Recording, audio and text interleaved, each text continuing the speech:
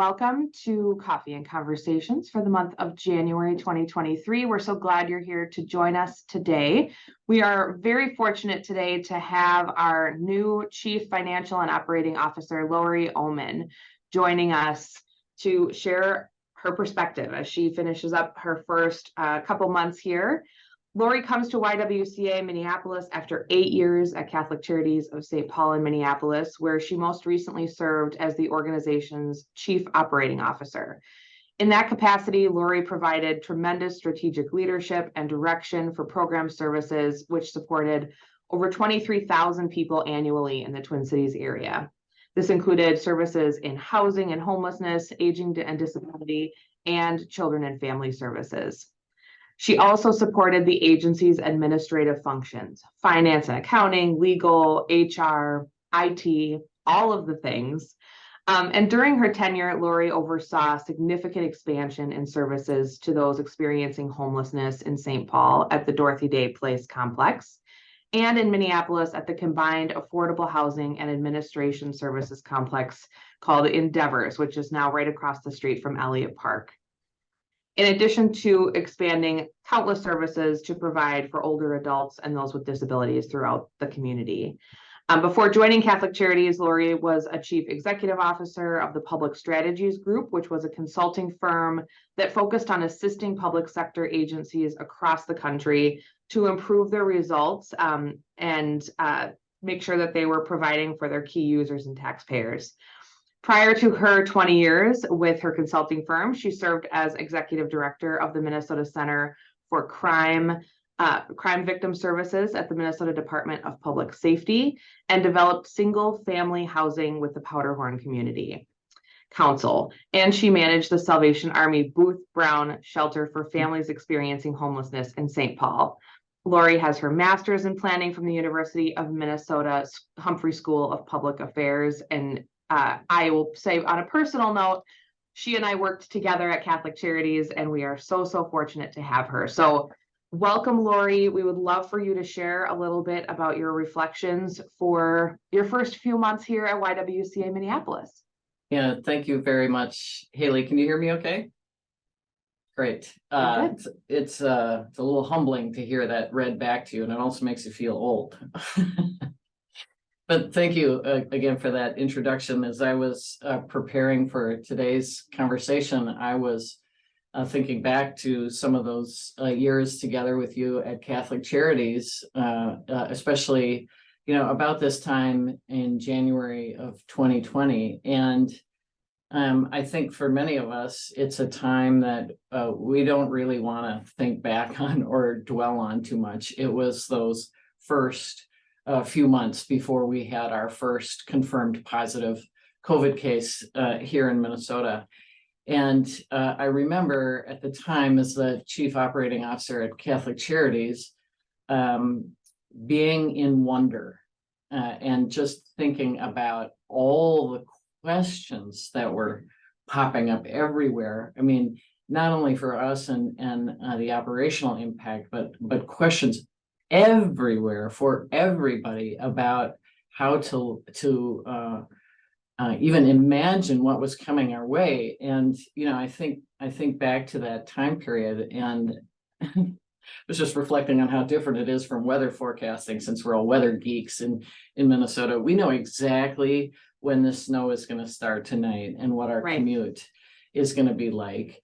And 3 years ago, we just had no clue how different our lives were going to be, how much was going to be turned upside down, for what period of time, or even what we would discover that was something new, and the many opportunities that it brought. So I was thinking about our conversation and the pandemic. I was thinking about my work. I've been with the YWCA Minneapolis now for about 4.5 months. And in an organization like this, for folks who have changed jobs at this level, it's a little bit like drinking from a fire hose, of trying to understand both the history of the organization, its mission, and the recent context you're walking into, and how to spend your time and energies adding the most value. And so what I've been thinking about lately was how when I can step away from the day-to-day details a little bit is again, how that pandemic impacted every aspect of how we operate. We had to make, I mean, I wasn't here, but the wonderful staff have been filling me in about how how everybody made these big shifts to continue serving people and delivering on our mission through the height of COVID. And now that we're mostly on the other side and trying to live with what we understand, could be something like annual variations in the flu, we have to shift again. So just like that point in time 3 years ago, as that, pandemic felt like a wave coming our way, and we had so many questions about what to expect. We have lots of questions going forward. And I think it's just, primarily one key question. With 131 years of tradition and history behind us of being on a mission to eliminate racism, empower women, and promote peace, justice, freedom, and dignity for all, what does YWCA Minneapolis look like in the future? So that's the one key question I wanted to delve into a little bit today. Because from my perspective, this making the choices about how we live and pursue our mission going forward requires that we take a deeper look at how our environment and the conditions in which we pursue our mission have changed. And just for a little context, so people understand kind of the size of this organization, we're typically in the range of $17-18 million in annual revenues, and we have between 230 and 250 full and part-time staff. So a wide range of folks engaging with the organization, not to mention our wonderful donors and volunteers. So I'd like to touch on some of those changing conditions, mostly in the context of our programs, but in our operations as well. So first, I want to talk to health and wellness. So as many of you know, we operate 3 wonderful state-of-the-art fitness facilities in Minneapolis. We have this beautiful one downtown, which is the location I'm standing in now. We have one in Uptown and another in Midtown. And just to give you a little look back from a data perspective, in our fiscal year that ended in June, we recorded having served 24,000 members. And that includes that portion of time late in our fiscal year, very early in the pandemic, when we basically closed from March to June as we went through lockdowns, mask mandates, et cetera, et cetera. So that was a time for pretty significant disruption in how we work. And that might be the biggest understatement of the morning. But we started the shift. The conditions required us to adapt. So we shifted to on-demand classes and virtual fitness. We've got wonderful studios still set up today with cameras and bikes for people to join in remotely. We still continue to provide scholarships to people who needed them to access our fitness, over 500. And we had our annual triathlon going into that COVID year with 1,500 women and girls taking part. 1 year later, just to underscore the significance of the shift, we went from 24,000 members to under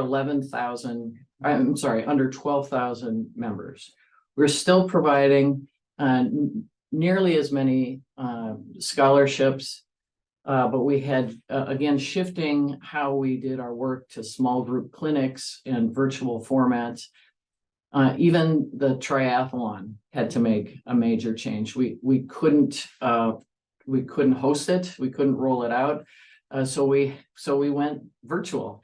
We hosted the first virtual Tri-Fest, kind of a flexible triathlon, and had 100 participants continuing to engage with us then. Move forward to last year, we start to see some of the shifts, some hope on the horizon coming out of the pandemic. The vaccinations are more available. Vaccinations particularly important for us, or the ones that could allow kids to be vaccinated, since we take care of them, and I'll touch on early childhood a little bit later. But we saw an increase to 12,000 members. We start to see the membership starting to creep up a little bit. Still doing virtual and in-person programs and services. Still providing scholarships to folks. We started a 5K run or walk race against racism as another alternative to engage people in their health and wellness, with 450 people register for an in-person but socially distanced race to raise awareness of racism as a public health crisis and to continue promoting racial justice and health equity. And that, by the way, a quick plug, is scheduled for February 26th. So check out our website if you're interested. But that race against racism was another way that we made shifts in how we deliver health and wellness. So just over those 3 years, we worked through changes that reduced our membership by half, and started adapting and trying new ways of engaging people in their health. And we emerged today to a world that has really shifted how people think about attaining health and wellness. I don't know about you. I particularly love being outdoors, but so many folks, I think, got reacquainted with the great outdoors in new and different ways, particularly in the winter. We had people who were, staying with their group exercise routines so they could be in community, but they were literally doing it from home in front of their TV screen.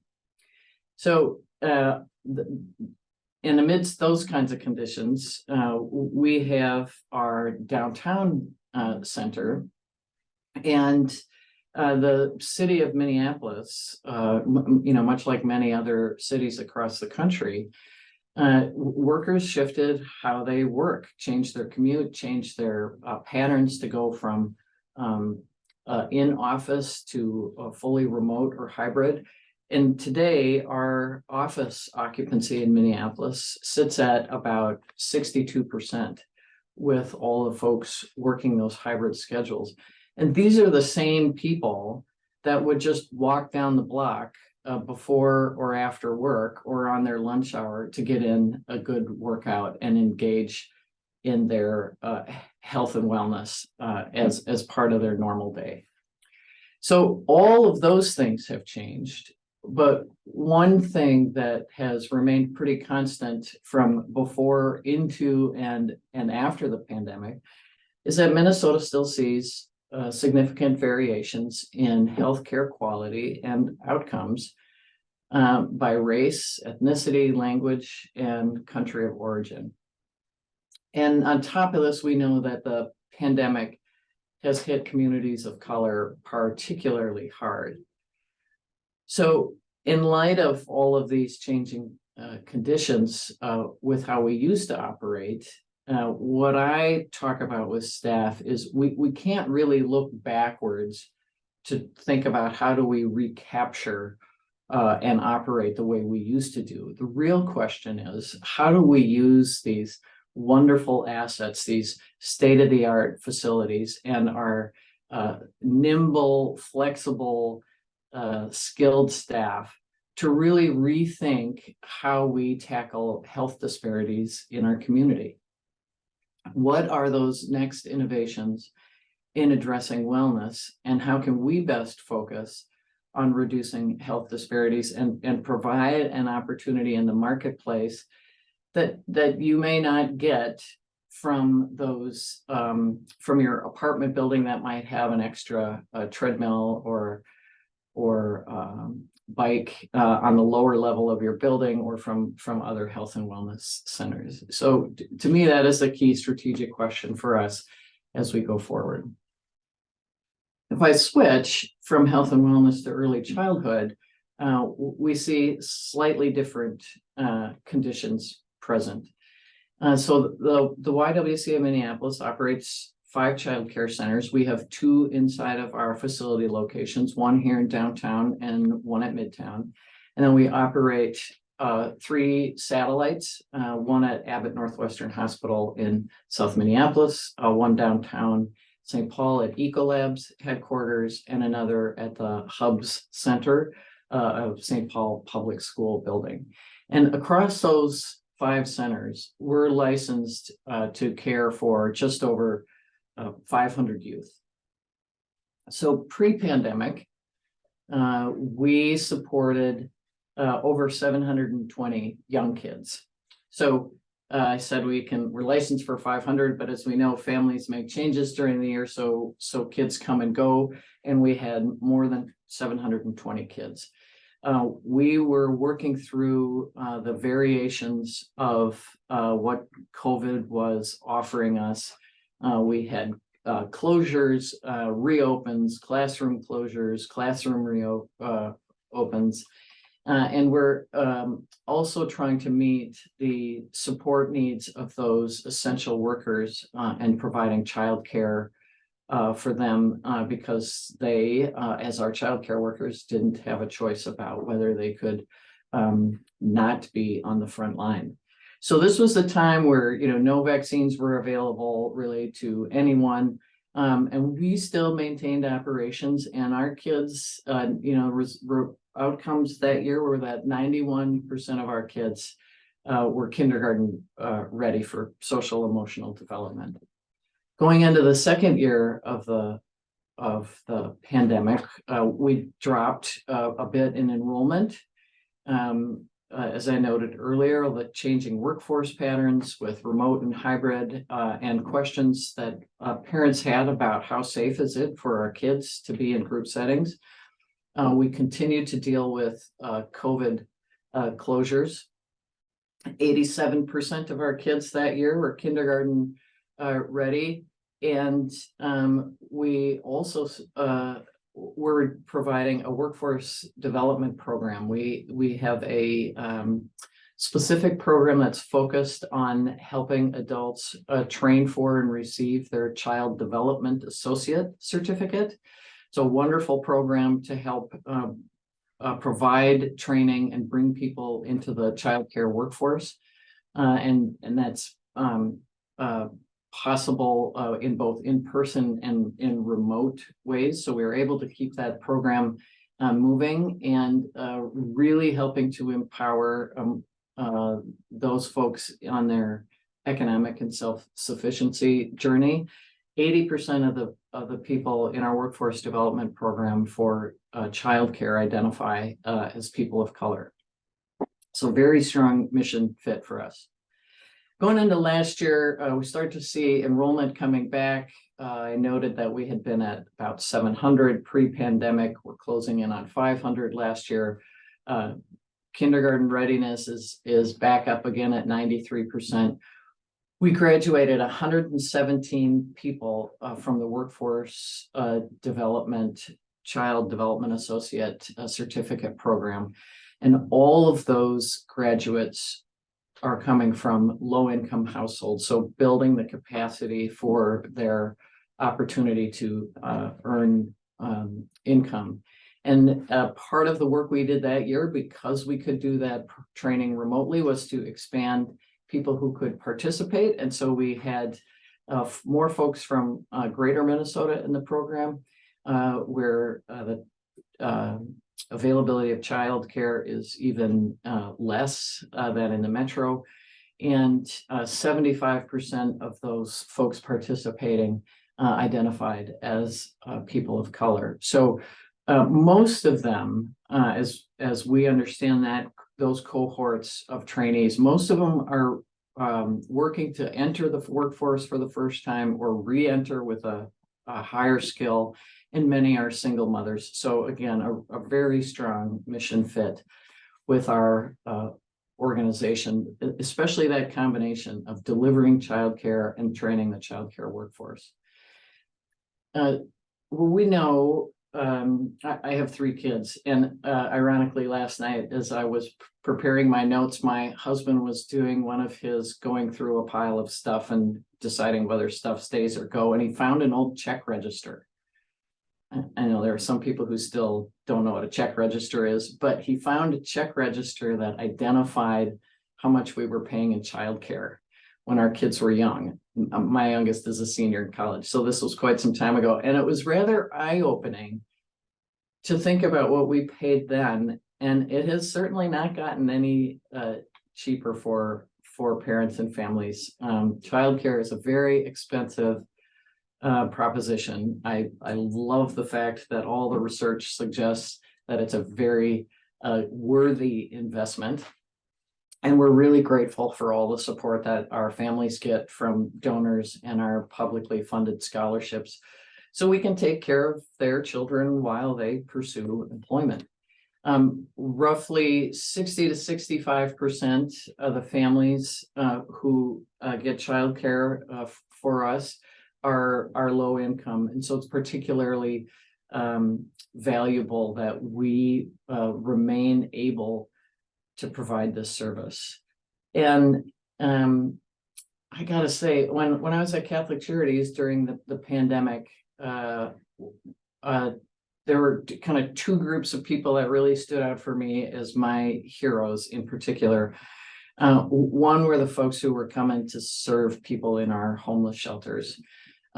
These folks needed to have that door open, and those staff had no choice about whether they could dial it in and do a hybrid work. The same is true for our childcare staff. They are my heroes. They took care of the kids of the parents who also had, no option to dial it in. They're on the front lines then, and they're still on the front lines serving our families in our communities every day. And what we know from research is that one of the most important things for a child is the consistent presence of a caring adult in their lives. Ask anybody, who is your favorite teacher when you were a kid, and they'll have a name because that person made an impact on them. And while our wee ones might not remember the names of who took care of them when they were babies or toddlers, I'm certain their parents do. But finding childcare workers today continues to be really challenging. With the low unemployment rate in this state, we need childcare workers so that people can take jobs in other industries. But because of that low unemployment rate, they also have choices about whether to enter childcare or enter another type of employment. So as we look forward to post-pandemic questions in which people's work lives are still changing and adapting, a key question for the YWCA in our early childhood efforts is, how do we adapt? How do we adapt childcare again and childcare staffing so that we can continue to provide a rich, educational, and safe environment that provides accessible childcare? And how can we build that profession and continue to solidify these important connections between young children and our staff, and continue to expose them to the diversity and opportunity that we uniquely focus on in our centers? So I think we are not alone in asking those questions. I would expect, I know the governor is talking yesterday about some pretty strong investments in education, and I think you'll hear this topic of childcare staff at the legislature quite a bit, and our public policy team, to be sure, will be in the mix of those conversations. So I also want to touch on one more program area, our girls and youth programs. So ECE is our early childhood, and now a shift to our young adults. So we run 5 out of school and summertime programs that focus on academic success and positive social emotional development, building leadership skills, and also engaging these youth with their physical health and wellness. And my aunt-in-law, I told my aunt-in-law one time that I had wanted to be a middle school teacher, and she was a teacher, and she looked at me and she said, "And you laid on the couch until the feeling went away." And that was true for me. But again, having had 3 kids and coming from families with teachers, it's just so critically important, especially at that age where kids are trying to find themselves in a world where social media has so much influence, that those youth also, just like it was important for young kids, those youth also have really strong connections to adults who are important in their life, helping, working with parents and families to guide them to their adult path. And I just can't imagine how different those last 3 years for these youth have been, and the experience that they have had, change in educational systems and how they operated amidst the racial justice awakenings and all of those disruptions during those formative community building years of middle and high school. I think we have lots to learn. Just to talk a little bit about some of the shifts we did then, is we were typically engaging with about 500 kids a year, doing work with partner schools, very strong relationship with Minneapolis Public Schools in our after school and summer programming. And seemingly on a dime, I'm sure it felt to our staff, is we switched. We went from in-person group gatherings to phone calls, Zoom meetings, leaning into that social media stuff, doing YouTube video programming, anything we could to continue those connections with caring adults. And still, like other years, all of our participants indicated that this helped reinforce their intention to graduate high school. 100% of the kids, and help them think about where they're headed as an adult. 1,500 phone calls recorded to kids to keep these key relationships alive, and also to touch base with their families to really understand what resources they needed during this time period. So this, just another example to me of how the YWCA staff demonstrate resiliency in how we execute the mission, as well as the amazing resiliency of our youth. So as we go forward, maintaining that resiliency is key, and connecting it, strongly to health and wellness. And so we find ourselves asking, what new services and supports do youth today need as our communities continue to become more engaged in addressing long-held racial, social, and economic disparities? And how can we be stronger catalysts for youth success? I noted wonderful partnerships with Minneapolis Public Schools. And so, question is, how can we continue and leverage that experience to partner with others that could help us reach even more youth during their teen years, and help them on a clear path to discovering what's ahead of them in their adult futures. Our future taxpayers, our future PTA members, our future community block members. So while we face these intriguing and sometimes feel daunting strategic questions around our programming, I just want to also say, like every other organization, we face the ongoing challenge of how to provide the most efficient and effective backroom services.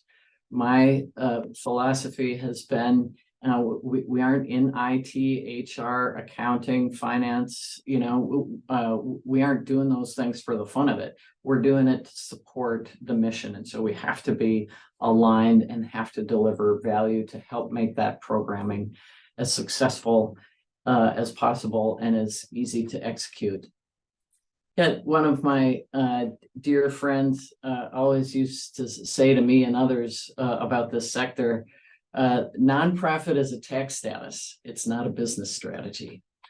So I lean on that a lot because I think people sometimes can't imagine just how complicated an organization, a nonprofit is to run. And I think just as complicated in different ways than for-profit businesses. So as we think about all the changes that are on the horizon, just developing strategy around our programming, we need to also think about ourselves, think internally, what's the next iteration of our human resources strategy? What's our finance strategy going forward?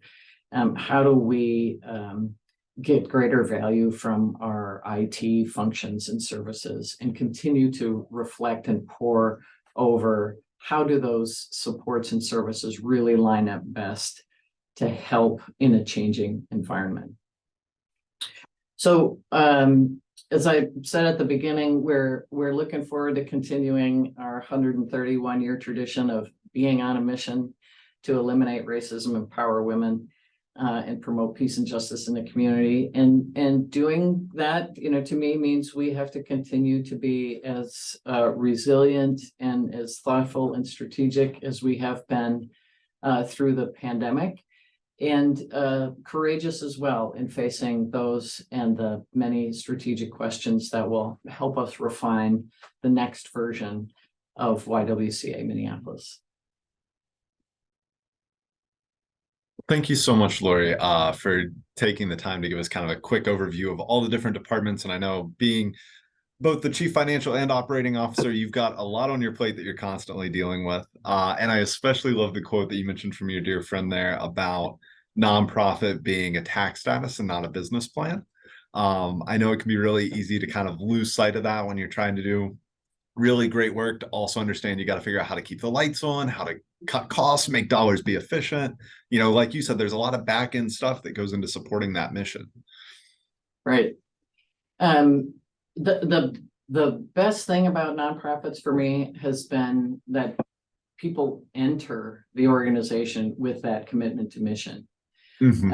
And I think part of our job in leadership is to make it run so well that they get to keep focusing on mission and asking those strategic questions about how can we do this better and differently? Things in the world are changing. How do we adapt and move on? Can we do this? How do we think through that? Mm-hmm. And that, it takes some nimbleness. And it takes, some hard choices. Sometimes we'll want to say yes and lean in and grow. And other times it might be that the challenges are new and different and maybe not the right space.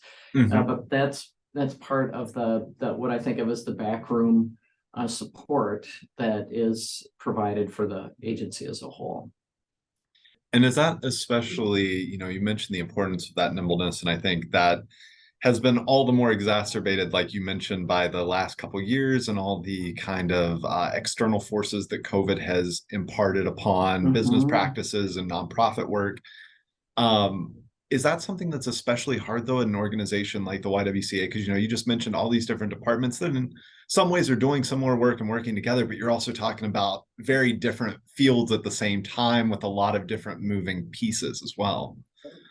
Yeah, I think there are probably a couple of significant challenges that we just need to keep our pulse on. One is certainly around staffing.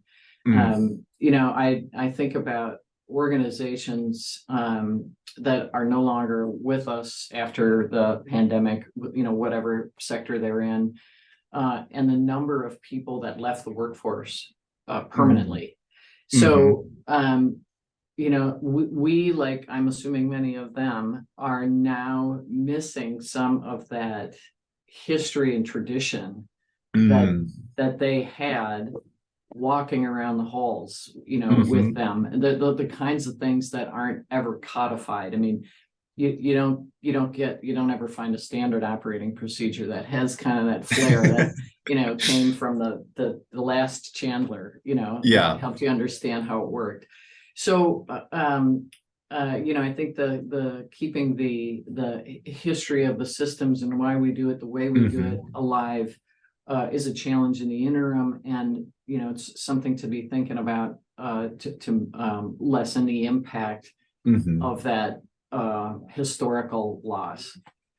And then the other piece I think is tending to the culture of the organization.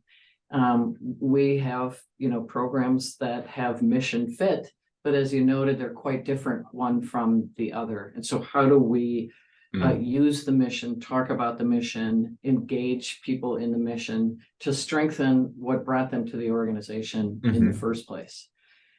So like I like to be out and in the buildings and seeing what the action is going on, and talking to the teachers, and seeing the directors of childcare. And I need to get my calendar to loosen up a little bit, but like the next time I go out, I'm going to take one of the accountants with me, and they see it from a totally digital point of view on most days. Here's what's coming in, here's what's going out, here's the invoice, here's what we're buying, here's who worked there, processing the paycheck, all very necessary functions.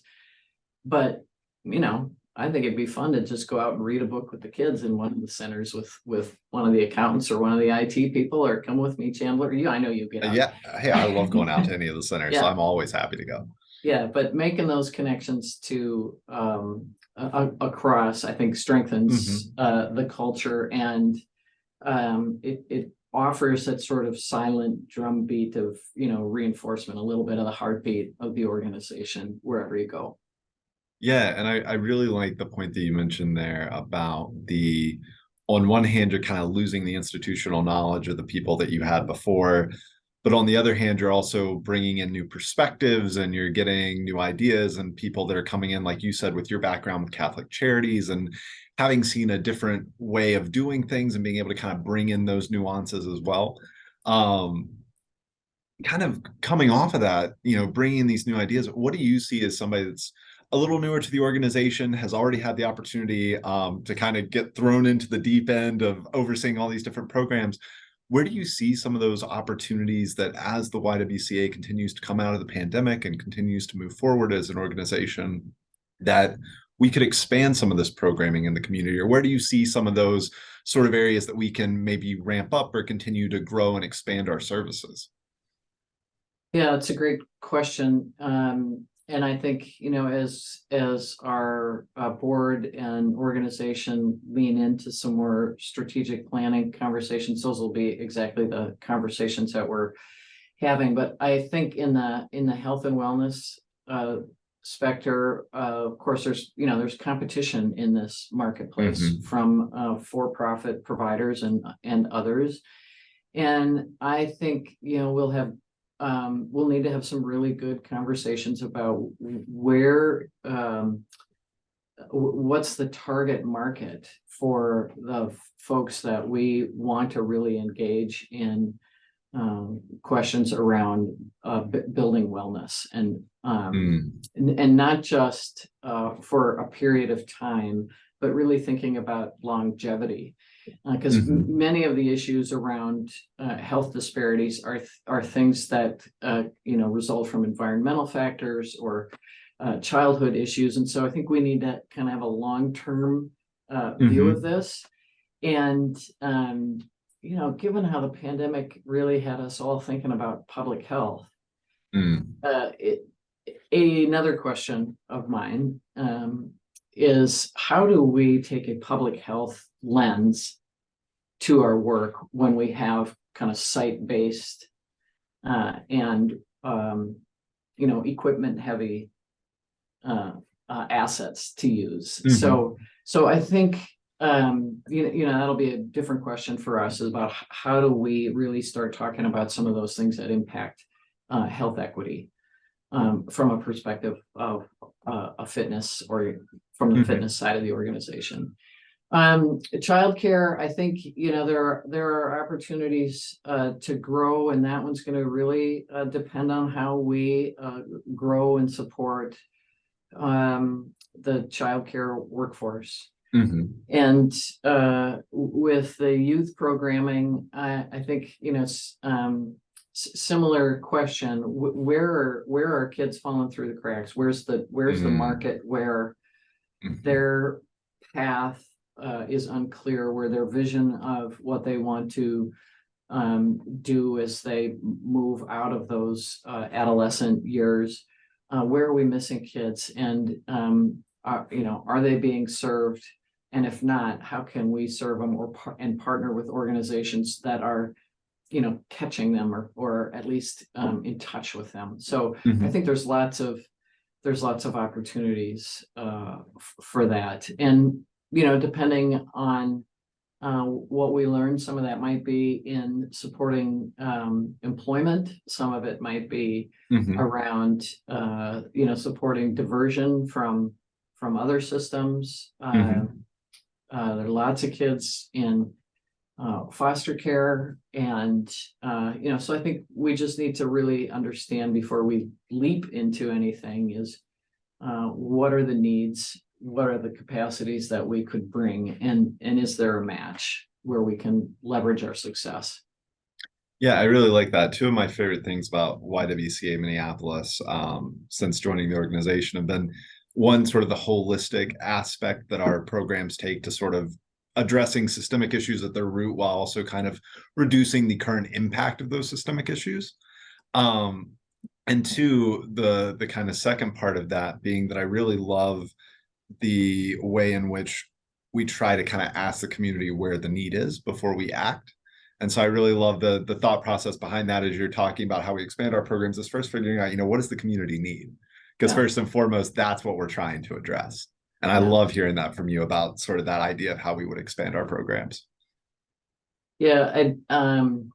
I think of customer, as a metaphor. Hmm. People often hate that in a nonprofit or a public sector, Hmm. that language in a nonprofit or public sector organization. But when I think about it, it's really meant to ask the question of, who are we here to serve? Hmm. And how do you capture, describe that group, and what is it? What's the value exchange? Hmm. What's the impact that we can have? And not only are they willing and interested in engaging with the YW, but how, if we were to Mm. work with groups, how is it that we need to work with them to make that a productive experience for them? And so, Hmm. I was talking to our Katie Rouhani, our VP of Girls and Youth Hmm. Services, and when you connect with her, she thinks of that how a lot. It's not only that we have staff who are trained in the developmental aspects of middle and high schoolers, but that Uh-huh. when we think about engaging with them, we're bringing them to a space that feels safe and comfortable for kids, for young people to come and gather and be together. And so, hanging out in my office is not going to work uh, for them. So Uh-huh. it's some of those little things too. Have snacks. How are we going to Yeah. connect with those young people? Yeah, I really like Relationships are that. key. It's that emphasis on the personal aspect and like the meaning behind the work, not just the organization exists because it should, but why it exists and what the purpose of it is. Yeah.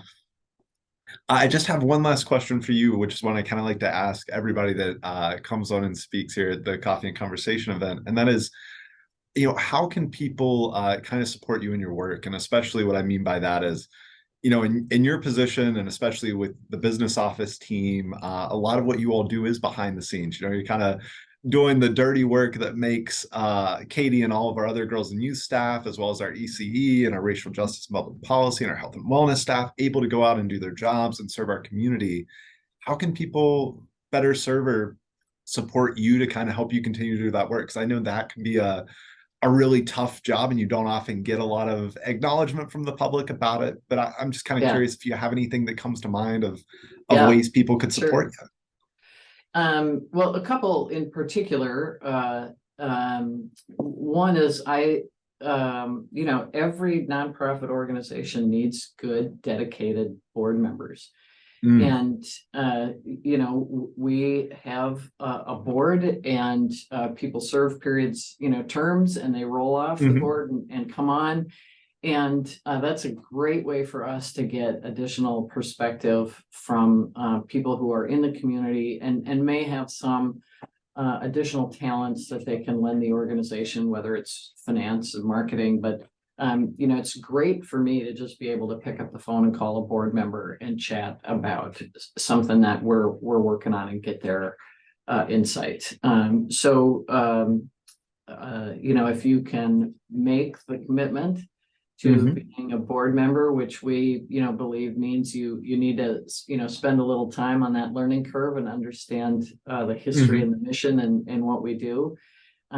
We need board members often, so that's a great way to come in. It doesn't require a ton of time, but it requires your you know, great energy and enthusiasm for our mission. We do have Mm. opportunities for people to volunteer, so we can take volunteers, which is, you know, kind of a different kind of commitment. Mhm.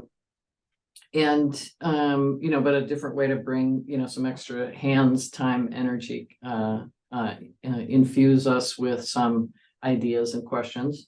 Uh-huh. And, you know, I'd be remiss in my position if I didn't say you can always donate.